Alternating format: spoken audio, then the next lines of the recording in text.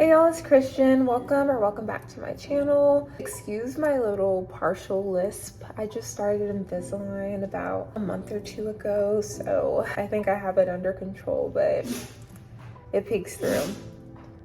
It's my dog. Okay, so I'll give y'all a quick refresher, and honestly myself one, because it's been a blur. It's kind of hard to believe it was my life. In my last video, I gave an update on my life immediately after graduating college. I discussed the kind of rocky summer that I had, reconciling with not going immediately into school like I had planned to, and applying to jobs and not really hearing anything back. And then finally landing my gap year job, which was in a doctor's office. So that was kind of like my first real adult job, having my life back on a routine in a way that wasn't related to school. I really needed something. I needed an introduction into the field that I was entering. So I did that. I was also going through another series of transitions. I had moved out of my senior year of college apartment and back into my parents' home. I had a new puppy, and that puppy was coming with me back into my parents' home. So there were a lot of social and personal things that were happening and changing and going in every which direction. I'm very grateful for the gap year I had, because it wasn't easy. I think it was necessary for me to be a little uncomfortable and figure out how to navigate the world in a way that I wasn't used to. I will always be a big proponent for gap years. It's scary at first to consider. You grow in a lot of different ways. I ended it in the best way possible. I went to Europe with my mom. We went to Paris and Barcelona, stayed there for about 10 days. I think that my gap year was very much overshadowed by the part of like working and getting experience versus like experiencing true rest and seeing different places that I haven't seen before. I love building core memories, and I'm excited to build more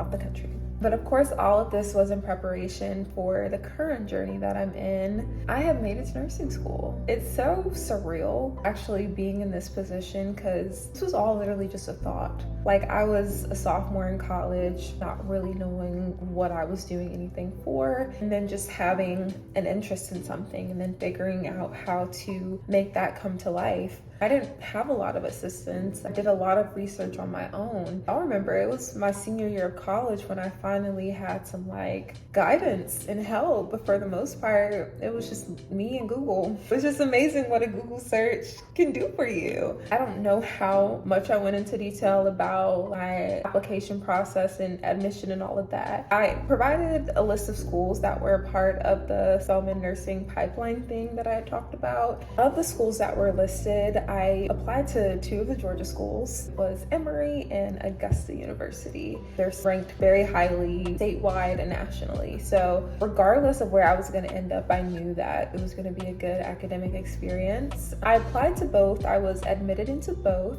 I remember I was just kind of going both ways at different times. Like, oh my gosh, Emory's like super good. They're currently the #1 master's in nursing program. Me and number ones, they go well together. So I was like really drawn to Emory at one point, and then Augusta's really good too. And ultimately I decided to go to Emory. I had decided like late into my senior year that I wanted to take a gap year. I actually wrote a letter to Augusta requesting that I defer a year, take a gap year, and then start. They said no. But Emory was where I was able to take a year off and then start with the next cohort. After that was decided and I was like into my gap year, and it was another situation where like, okay, I'm going to Emory. It was just a thought. It didn't really start to become real until we crossed the threshold of like 2023. And this year I will start grad school. This is gonna be real. Like, a job could really come out of this. Sorry, I got an email about nursing school stuff.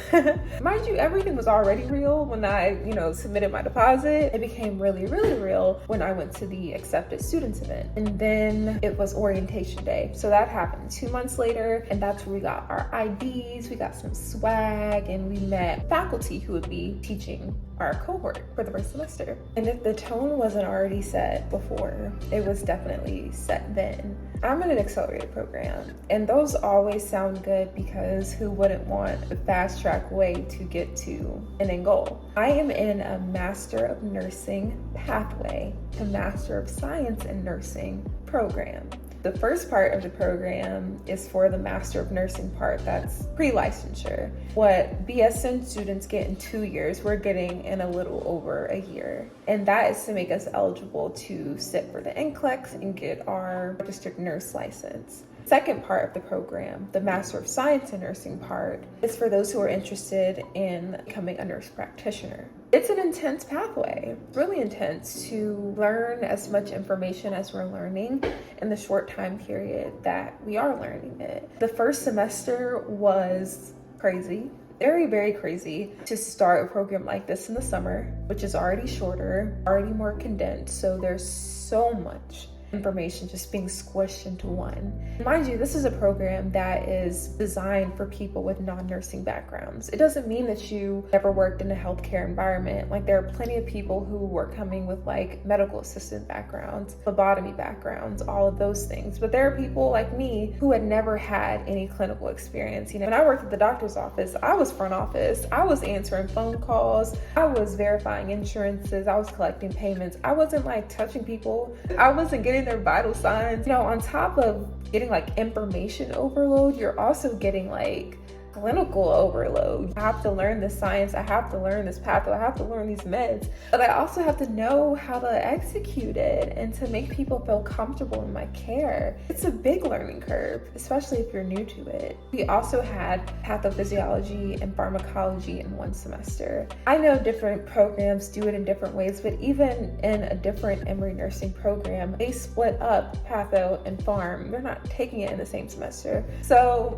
all that to say, that was the craziest time of my life. On top of all the school stuff, you have clinical requirements to meet. For the MN pathway students at Emory, first semester students must complete 60 clinical hours, and those are broken up into 6 clinical days, 10 hours each. It wasn't anything specific. I think it was general surgical units. It's in the later semesters that you start to have special populations. Like, I'm second semester now, so the 2 units that we're in are med surg or adult gero and mental health.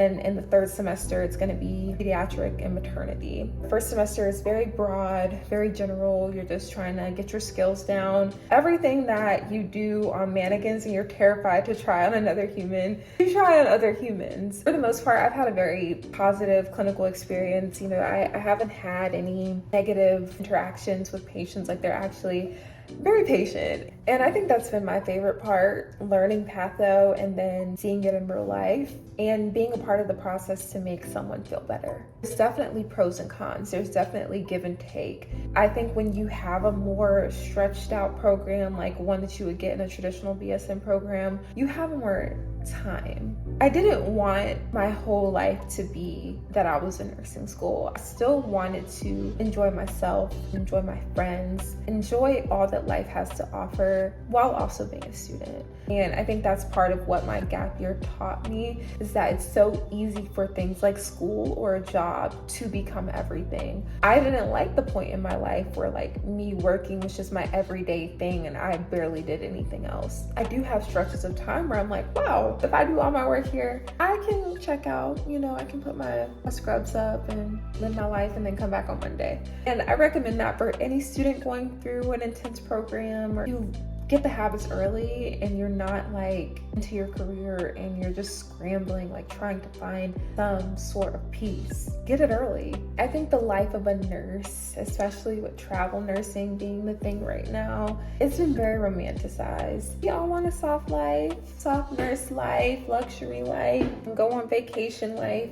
I don't think that it's a problem for that to be your motivation. I've had a very deep realization even before starting this program that this isn't a field that you can enter idly. Like, there are some things and some jobs you can do where you just like clock in, clock out, and you ain't got to think much of it. But this is like, there's so much responsibility. You take on a completely new brain. You have a new set of eyes. Like, I can undoubtedly say nurses are some of the smartest people you will ever encounter. Their problem solving skills, their management skills, their assessment skills, intervention skills, it's unmatched. And it's been so fun to witness and and also feel that part of myself develop and grow as well. So overall, my thoughts on grad school is doable. It's not the easiest thing in the world, but it's not something where I'm like, I can't do this. There's nothing that I've learned thus far that I haven't been able to get some mastery of if I spend enough time on it. Emory also doesn't leave a lot of room for you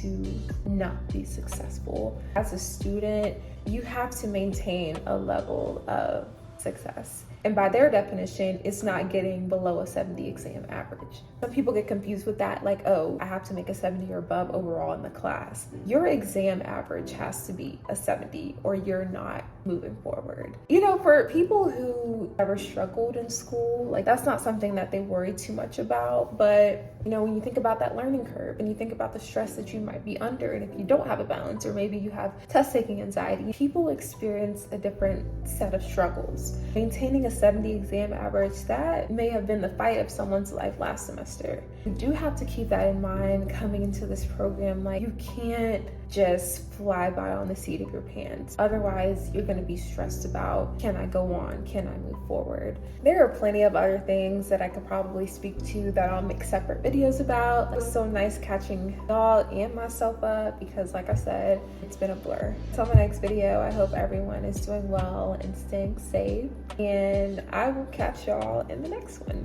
Bye.